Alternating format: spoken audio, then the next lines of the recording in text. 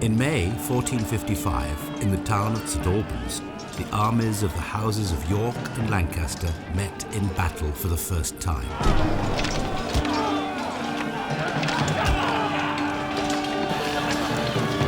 The plotting and intriguing which had been rife among the English nobility were replaced by the new currency of the sword, the axe, and the arrow. The Yorkists won the battle decisively, and the Duke of Somerset, the champion of the Lancastrian cause, who had supposedly dreamed that he would die within sight of a castle, had been hacked to death beneath the sign of the Castle Inn. The weak and ineffective King Henry VI was now a prisoner of Richard, Duke of York, the man who he had dismissed as protector and defender of the realm in December 1454. The Wars of the Roses had begun.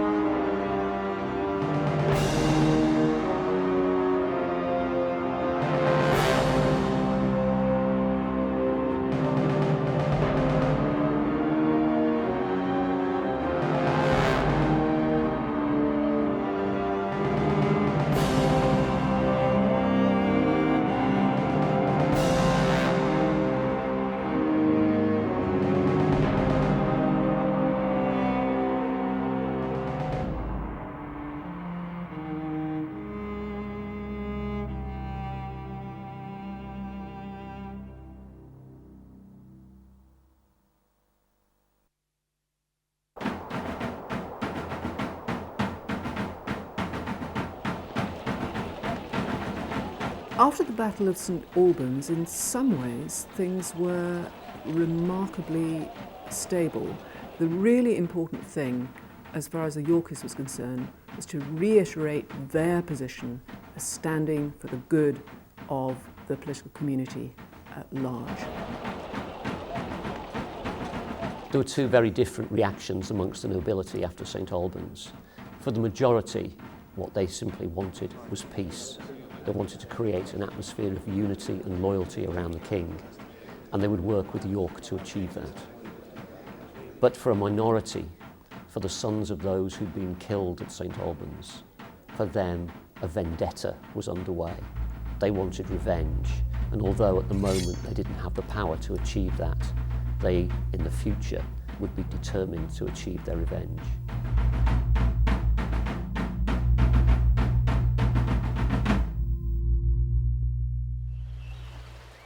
As the tense and uncertain year of 1455 wore on, the Duke of York and his supporters, the Neville family, maintained a precarious hold on power.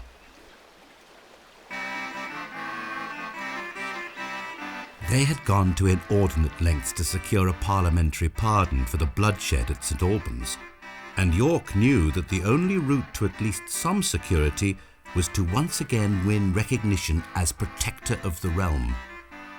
The lords were hardly falling over themselves to grant his wish, but worrying news of a private war in the southwest of the country seems to have persuaded them to agree. William Burleigh, representing the Commons, championed the Duke of York's cause, warning that unless the Duke of York is made protector and defender, and unless these disorders and riots are firmly dealt with, the land will be lost. And that if the land be lost, it might be the cause of the subversion of the whole realm.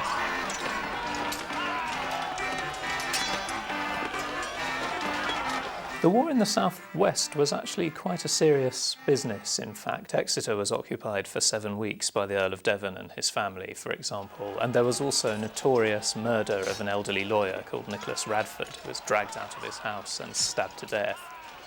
And news of these terrible events was brought actually to Parliament and announced to the Commons, and this provided a strong motivation for MPs to petition for action to be taken. And in the light of the king's inadequacies, really, and in the absence of any other strong figure, somebody like the Duke of York, who had been protector before, who had ruled with the Lords of the Council, was the obvious person to approach, to take over again as protector, to carry out the king's duties of maintaining justice and order throughout the realm.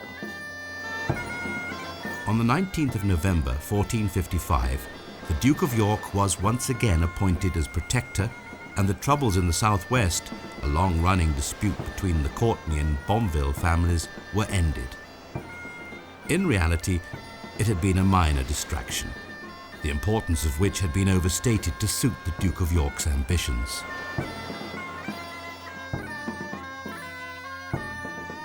The Duke's other big problem was that of Calais, and this was more pressing and certainly more difficult to resolve. The financial state of the English crown was in a total mess, really, in the 1450s. It was finding it very difficult to produce money to pay for any of the standing charges of defence, and that meant that the Calais garrison was unpaid for long periods of time and therefore inclined to steal wool, for example, as it passed through Calais and hang on to it in order to obtain payment. The Duke of Somerset, York's great enemy, had also been Lieutenant of Calais for most of the first half of the 1450s, and he had built up lots of contacts and networks within the Calais garrison. So it was very difficult for the Yorkists to take over Calais. In the second protectorate, Warwick, the rising star in the Yorkist faction, if you like, was the key candidate for Lieutenant of Calais, and they opened negotiations immediately with the merchants of the staple who controlled the wool trade passing through Calais, who were quite keen to lend money if that meant that the garrison would be paid off and the wool trade would be protected. And that was the solution that emerged in 1456, enabling Warwick to obtain the captaincy and actually enter Calais in the summer of that year.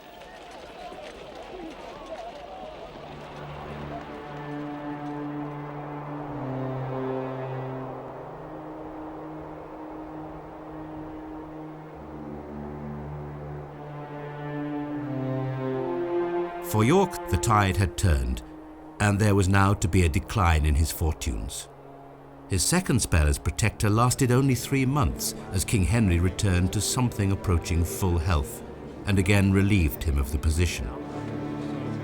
The greatest threat to the Duke's overall aspirations, however, came not through the king, but in the shape of the formidable Queen Margaret, who had developed a hatred for York and the Nevilles that would fuel her burning desire to secure the succession to the throne of her son, Prince Edward.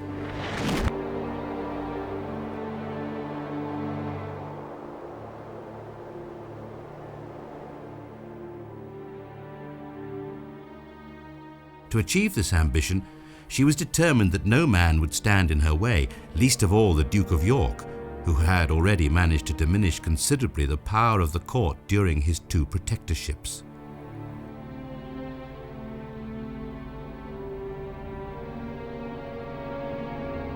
It's difficult to give an impartial assessment of Margaret of Anjou. She was a woman, she was a foreigner, she took power at a time when it was not appropriate for a woman, much less a foreigner, to take it. She has had a very bad write-up by her contemporaries. Margaret is presented by contemporaries as a virago, that is, a woman who behaves like a man. And in medieval thinking, that was profoundly unnatural.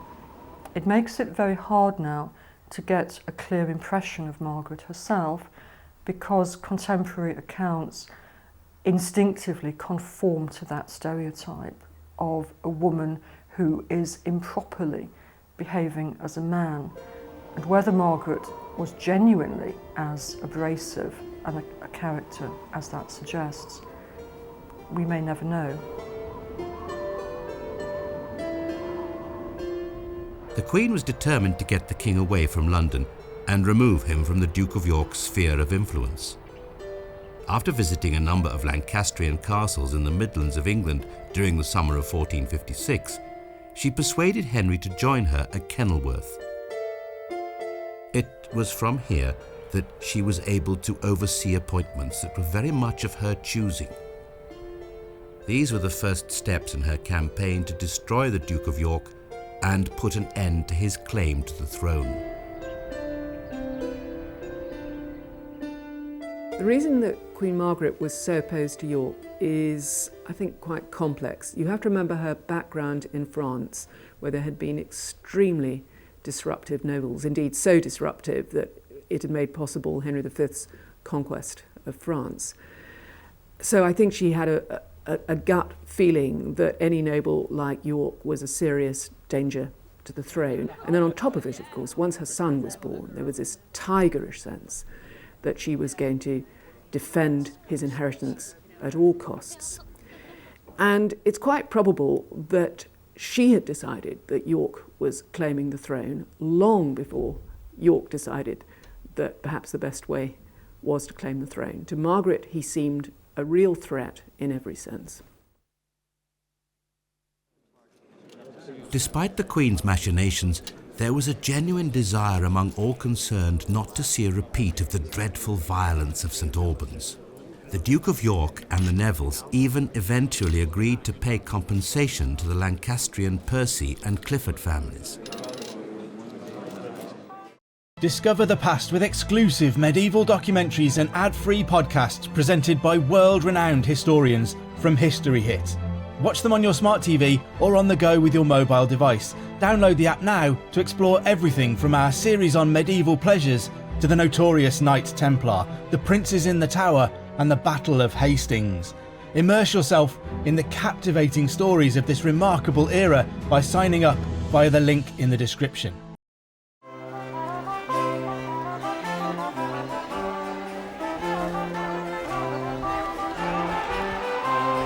On the 24th of March 1458, in a further display of public reconciliation, King Henry staged a special Mass of Atonement, along with a celebratory pageant which was called the Love Day. This grand occasion brought together the feuding factions of the two rival houses, with a procession to St Paul's in London that saw the hostile parties walking arm in arm. Despite this very public exhibition of unity and friendship, with its pomp and ceremony and the grand tournaments that followed, tensions remained high. In and around the city, thousands of men-at-arms from both sides watched ominously from the sidelines.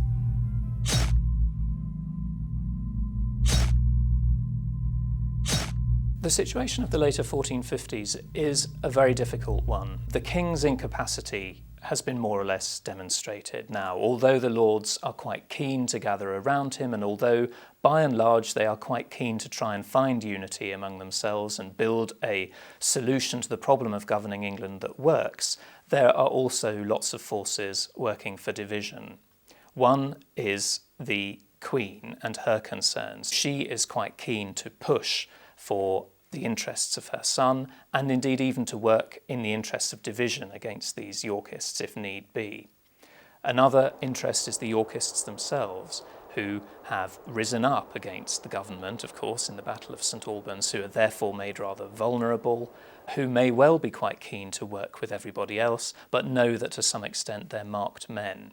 And then a third important group are the heirs of the men who were murdered at St Albans, who seem to be out for vengeance. And the main body of the lords, as it were, are trying to pull these disparate groups together. But the situation is very volatile, and the country's government is gradually unravelling. So there's a kind of anarchy. The uneasy peace lasted only 6 more months. It was then that the Queen goaded the Duke of York's great supporter, the Earl of Warwick, into a show of open rebellion.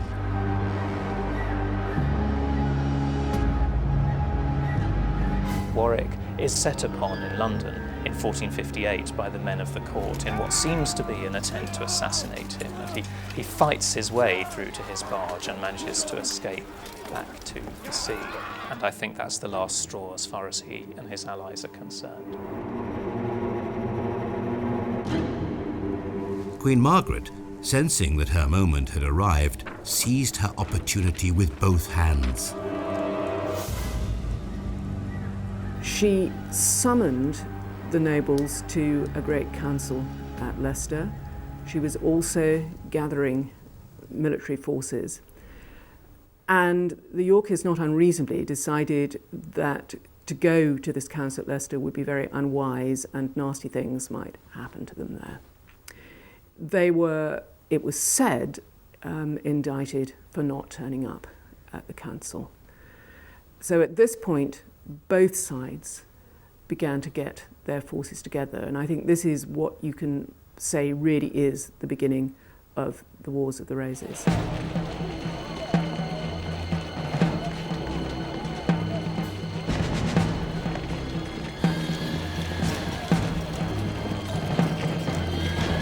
The bitter prospect of civil war loomed over England as once again the Yorkists turned to military action to enforce their claims. After a summer spent assembling their armies, the two sides finally met in battle at Blore Heath, which lay between Market Drayton and Newcastle, on the 23rd of September 1459.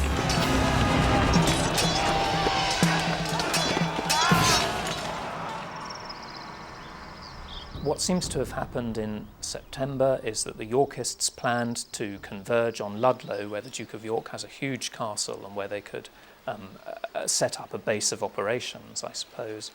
And Warwick arrived in Ludlow safely. Salisbury, Warwick's father, coming down from the north, had to pass through the Lancastrian lines in order to get to Ludlow, and was unlucky enough to run into a detachment of Lancastrian soldiers headed by Lords Audley and Dudley at Blore Heath, and in a skirmish, about which we know very little, he was victorious.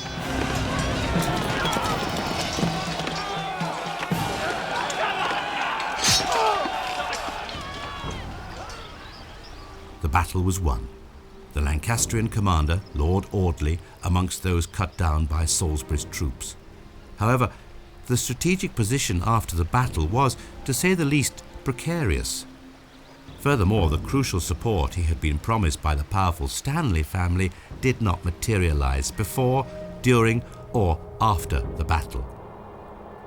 After considering his options, Salisbury eventually decided to make his way to Ludlow to join forces with the Duke of York.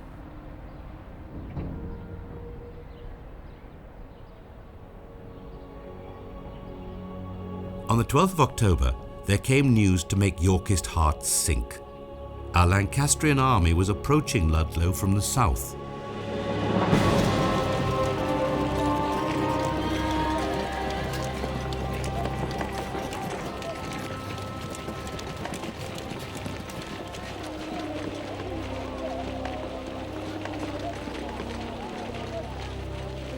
Taking up position at Ludford Bridge to meet his enemy, the Duke of York surveyed his outnumbered troops and watched in despair as Andrew Trollope and the Calais veterans, his only experienced troops, swapped sides.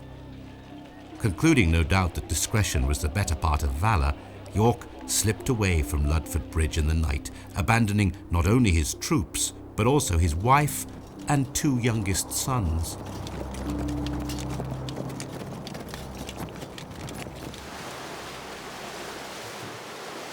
York and his son Edmund found their way to the safety of Ireland, while the Earl of March, York's eldest son, escaped to Calais with Warwick and Salisbury.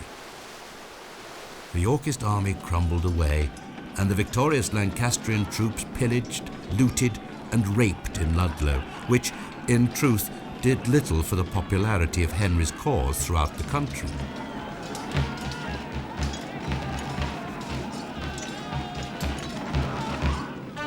That tireless champion of that cause was Margaret of Anjou, who was now ruler of England in all but name, and she moved quickly to consolidate the Lancastrian position. With her main enemies in enforced exile, the Queen called a parliament at Coventry in November 1459. This Parliament of Devils, as it came to be known, passed a bill of attainder that not only declared York and his main supporters guilty of treason, but also confiscated their titles and estates. Fortunately, we don't have acts of attainder very often these days, but in the 15th century, It was the worst possible punishment for a nobleman. It meant not only that he was convicted of treason and that he would be executed, but that he lost his lands, his title, and his whole family was disinherited. It meant oblivion for that family. And so the Yorkists were convicted of treason, and Margaret probably thought that she'd won. But all she'd really succeeded in doing was turning a conflict which so far had been about who had control of the king into a conflict for the crown itself. All Henry's incompetence had never put his hold on the throne in peril, but now Margaret's vindictive pursuit of the Yorkists was the fastest route to the deposition of her husband. If the Queen believed that the Yorkists had been beaten, she was to be sorely mistaken. It was not long before they began to strike back. In early 1460, the Nevilles began to organise highly successful raids on the Kent coast from Calais, capturing eminent Lancastrians and precious Lancastrian ships. In June of that year, a major push under the command of the loyal John Dinham saw Yorkist troops land at Sandwich, but this time they had come to stay.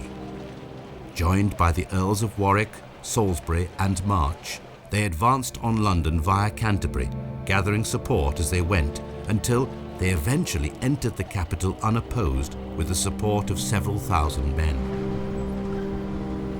On the 4th of July 1460, leaving Salisbury behind to hold London, Warwick and the Earl of March began to move north, advancing on the king's troops.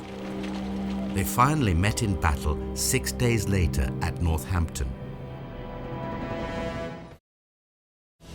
It was a battle that the Lancastrians should have won.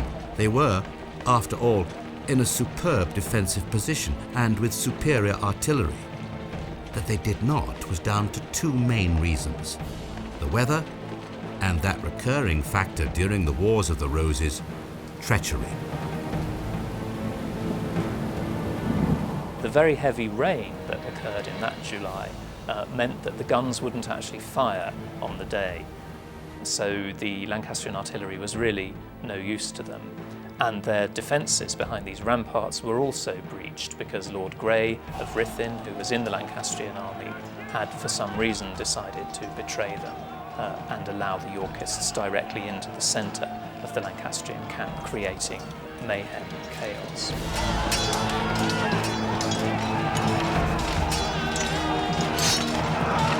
The Yorkists wiped out a number of their major opponents and enemies, and they captured the king.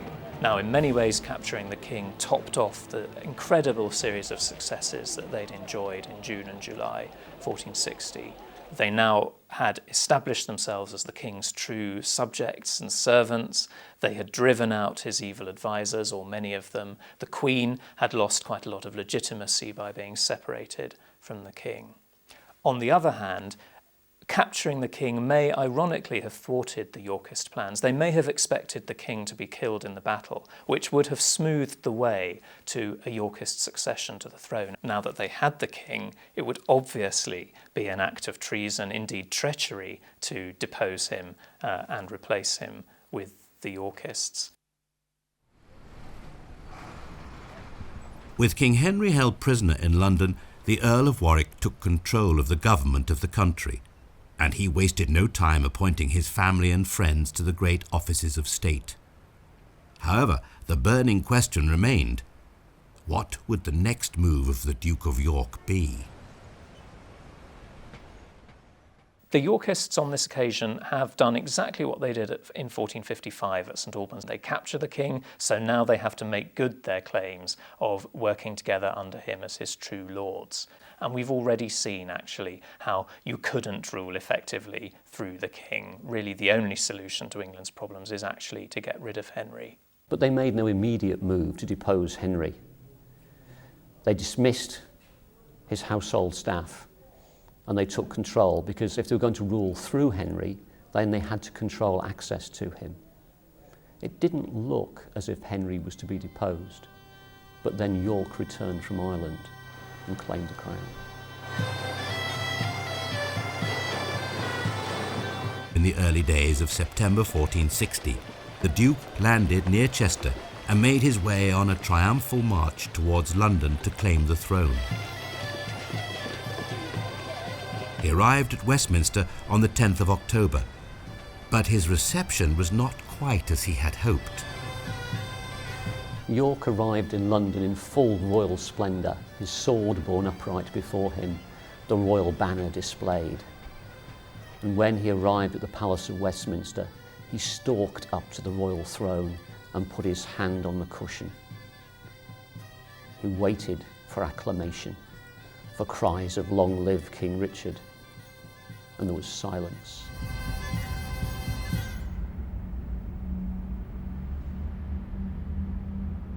And then the voice broke the silence belonged to the Archbishop of Canterbury, who asked quietly, "Did you want to see King Henry, my lord?" York stormed off, and there was a sound of crashing doors, but he didn't back down. York had created a dilemma for the nobility.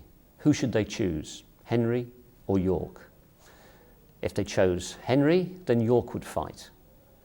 But if they chose York, then Margaret of Anjou would be certain to fight in defence of not only her husband, but her son, Prince Edward. It was an impossible situation. Despite the uncertainty, a solution to the problem had to be reached, for there was no doubting the validity in law of York's claim to the throne. Eventually a compromise was reached, which was the very model of political expediency.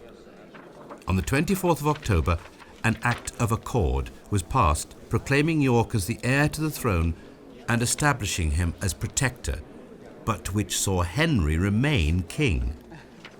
This, of course, meant that the king's own son, the Prince of Wales, was disinherited. Reactions to the Act of Accord are quite hard to judge. In some ways, it seems like a sensible compromise for the people in the South East.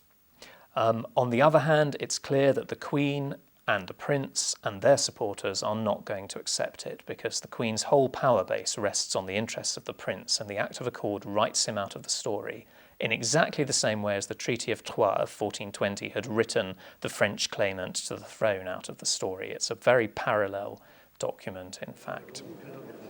So the Act of Accord is a basis for unity in the South, and it means that the Yorkists haven't betrayed their promises in 1460, but it isn't going to solve the problems in England. There is going to have to be a showdown between the Yorkists in the South and the Queen and her supporters in the North.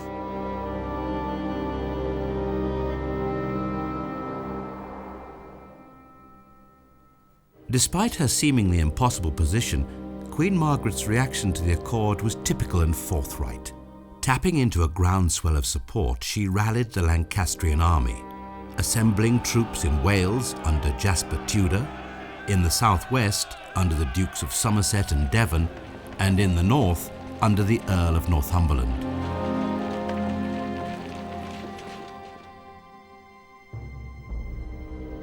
In response, the Duke of York's own 18-year-old son Edward, Earl of March, known as the Rose of Rouen, went at the head of an army into Wales. Meanwhile, York and Salisbury marched north to tackle the Lancastrian forces there. Warwick remained in London to keep command of the city.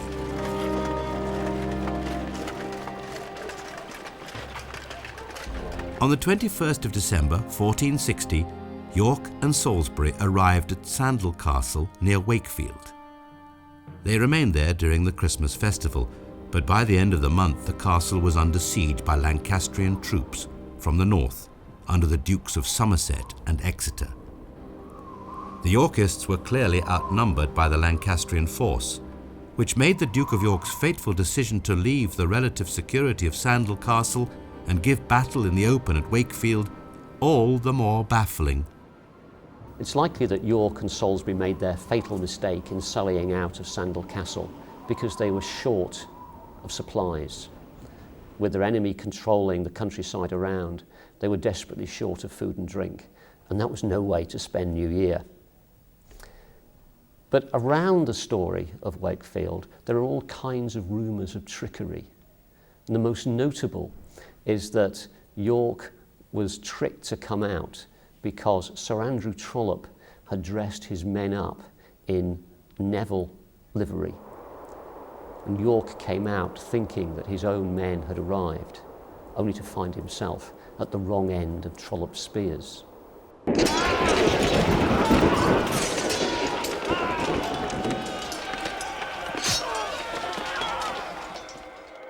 Fought on the 30th of December, the Battle of Wakefield was a disaster for the Yorkist cause. More than 2,000 Yorkist troops met their death, 10 times the number of Lancastrian dead. Amongst the fallen was the Duke of York himself, along with his second son, the Earl of Rutland. Richard Neville, the Earl of Salisbury, was captured. His bitter rivals, the Percy family, took the opportunity to settle old scores, and the 60-year-old Earl was dragged off and beheaded.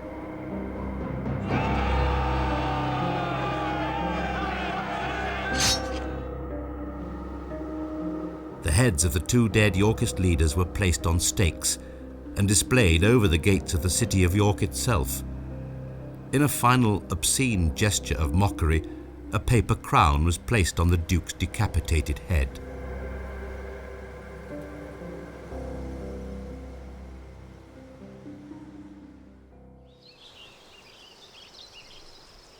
After Wakefield, the Lancastrian troops, who had not been paid by the crown, went on the rampage, sacking and looting the towns of Grantham, Stamford and Northampton.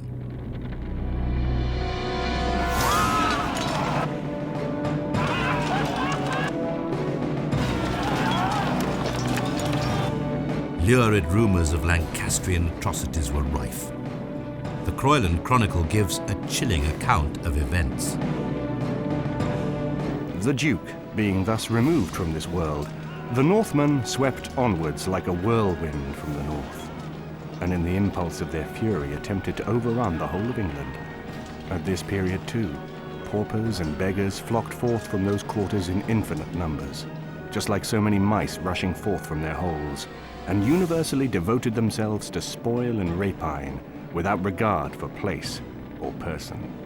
For besides the vast quantities of property which they collected outside, they also irreverently rushed, in their unbridled and frantic rage, into churches and other sanctuaries of God, and most nefariously plundered them of their chalices, books, and vestments. An unutterable crime. Broke open the pyxes in which were kept the body of Christ, and shook out the sacred elements therefrom. When the priests and other faithful of Christ in any way offered to make resistance, like so many abandoned wretches as they were, they cruelly slaughtered them in the very churches or churchyards. Thus did they proceed with impunity, spreading in vast multitudes over a space of 30 miles in breadth, and covering the whole surface of the earth just like so many locusts, made their way almost to the very walls of London.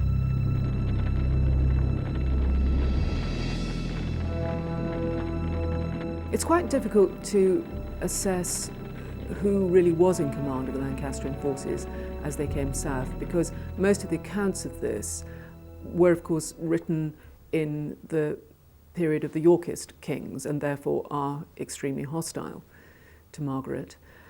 It was assumed that she was in command, that it was on her initiative that these troops did come south, looting as they came.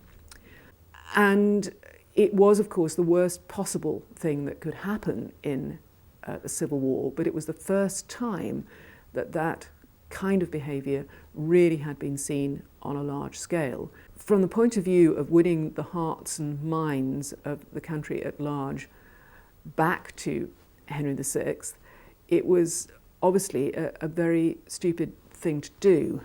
You didn't actually do that sort of thing inside England, that you could do it to the Scots, to the Welsh, to the Irish and the French, but it was not supposed to happen in England. It wasn't anything particularly outside the border regions that people in England were in any way used to, and therefore seemed exceptionally shocking.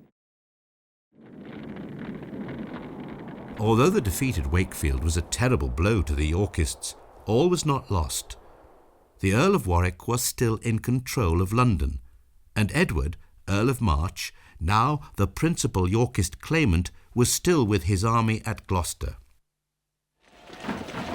Once again, Queen Margaret rallied her troops, riding south with them in order to attack Warwick.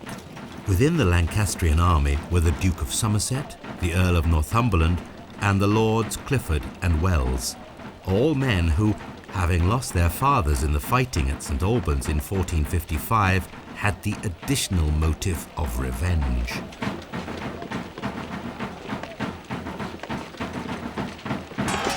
The following months brought several more bitter skirmishes. In the west, the Earl of March received the news of death of his father, followed by ominous reports that the Lancastrian Earls of Pembroke and Wiltshire had landed in Wales with a supporting army of French, Breton, and Irish troops. Faced with this new threat, Edward joined up with the armed forces of William Hastings, who had narrowly escaped from the disaster at Ludlow. Together, Edward and Hastings marched to meet the Welsh Lancastrians and their men. It was Jasper Tudor, who was Henry VI's half-brother. His father, Owen Tudor, had married Catherine of Valois, the widow of Henry V, that would face Edward on the field of battle. While Tudor was a brave enough soldier, he was no match for Edward. The two armies met at Mortimer's Cross between Leominster and Hereford on the 2nd of February in 1461.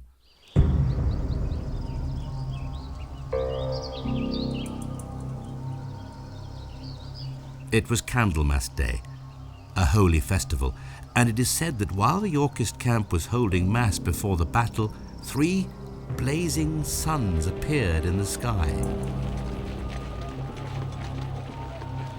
Believing this to be a divine omen, Edward drove his army in hard against the Lancastrians, winning a decisive victory.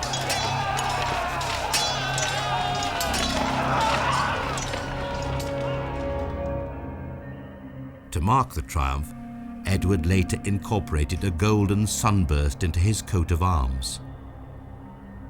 There was another act of celebration in Hereford, where the captured Owen Tudor, father of Jasper, was executed.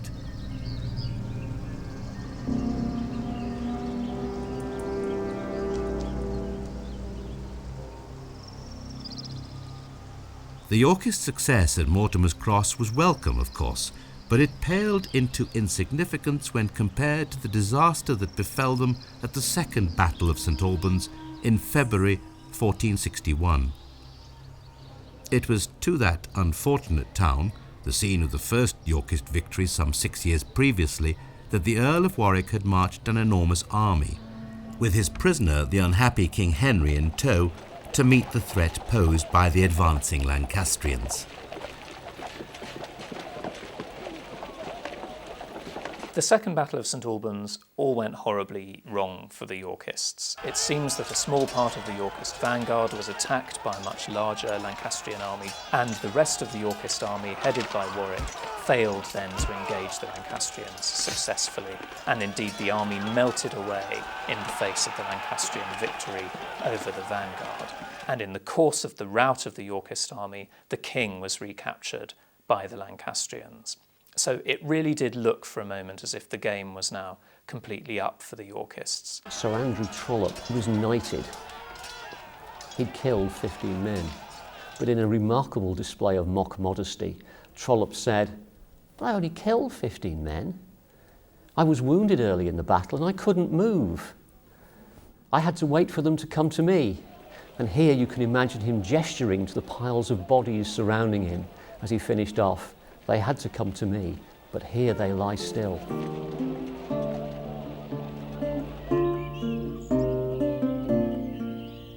Queen Margaret was now very much in control. Rumours circulated that during the Second Battle of St Albans, where he was rescued by the Lancastrians, King Henry had stood in the midst of the fighting, raving, laughing, and singing madly. Certainly, the king's state of mind was very frail, giving Margaret free rein to oversee the events which followed the great Lancastrian victory. Giving the power of legal judgment to her 7-year-old son, the Prince of Wales, Margaret staged the trial of several captured Yorkists. The infant prince sentenced them all to death.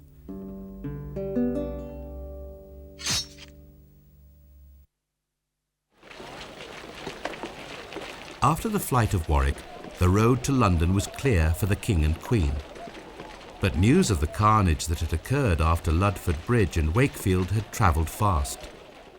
Even though the Queen sent her troops to Dunstable, far away from London, the royal couple and their retinue were refused entry through the gates of the city. The Lancastrian troops retreated to York, while Edward, Earl of March, and the Earl of Warwick rode into London to an enthusiastic welcome.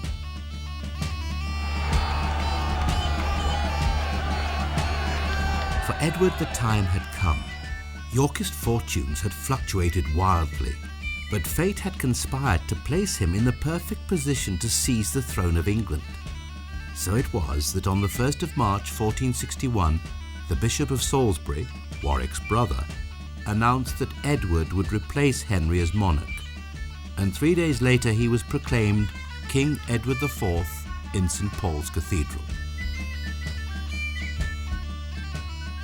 Edward was greeted as a saviour in London, desperate to avoid looting by Margaret's troops.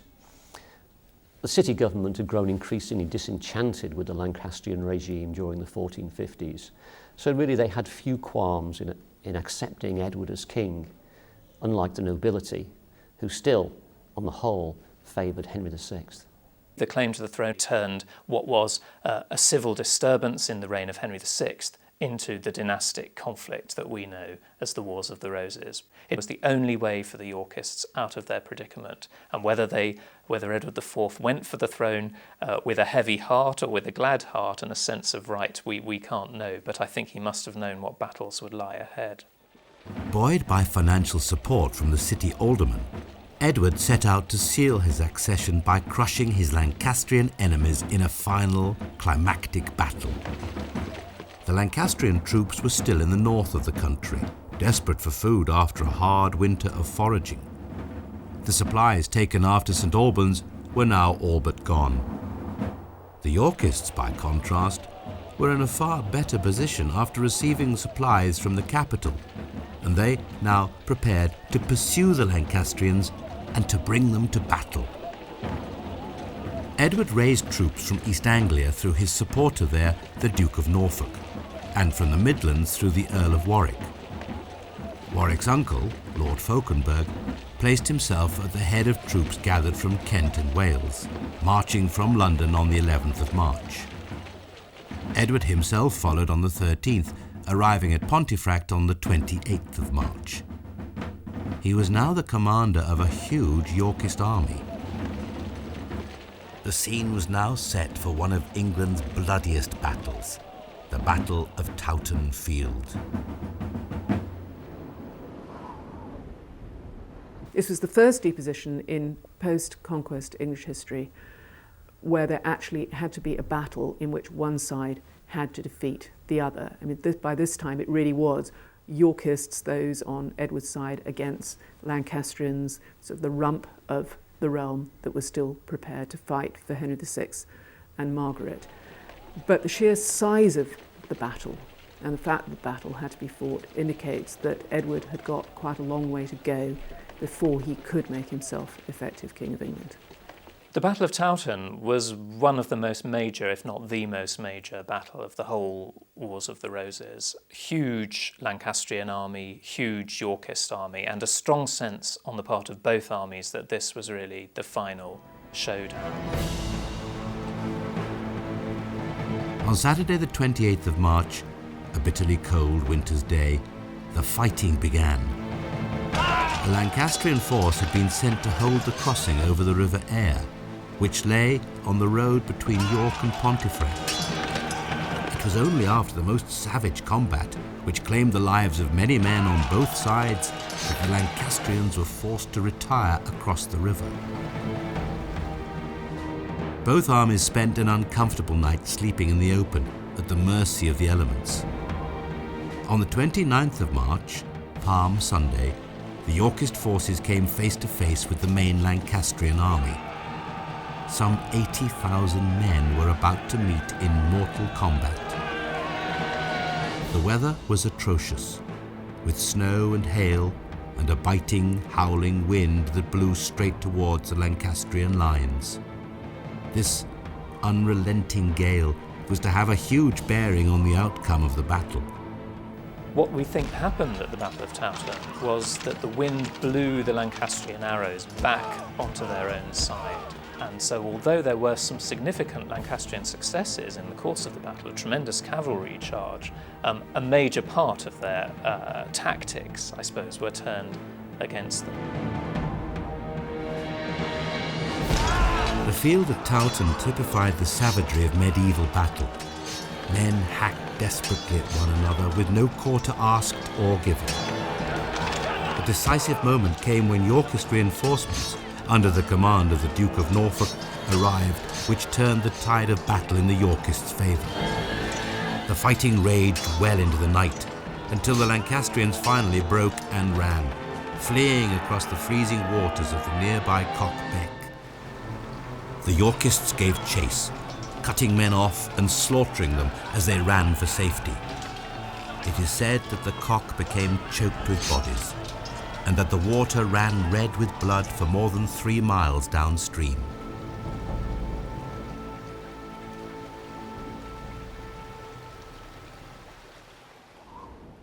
Perhaps 20,000 men died during the Battle of Towton. No one knows the full extent of the carnage. A calamity had befallen the Lancastrians. Among the dead were the Earl of Northumberland, Lord Egremont, and Lord Clifford. The great soldier Sir Andrew Trollope also perished, along with more than 40 other knights, while the losses among the Yorkist nobility were light. After the Battle of Towton, there is, in a sense, no Lancastrian army. There is a king, there is the queen, there is a prince. There are a handful of Lancastrian magnates and the few men who are willing still to follow these men.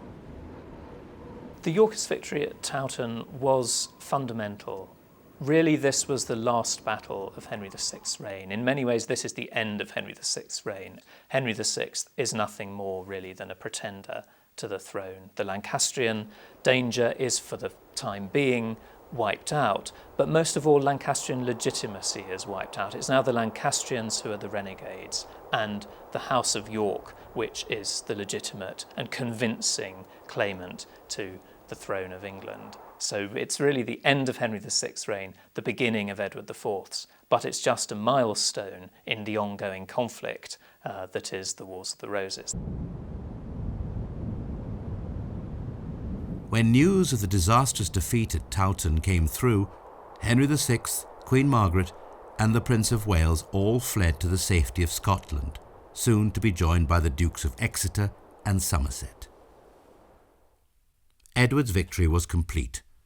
England was his, and the Rose of Rouen was officially crowned Edward IV in Westminster Abbey on the 29th of June 1461.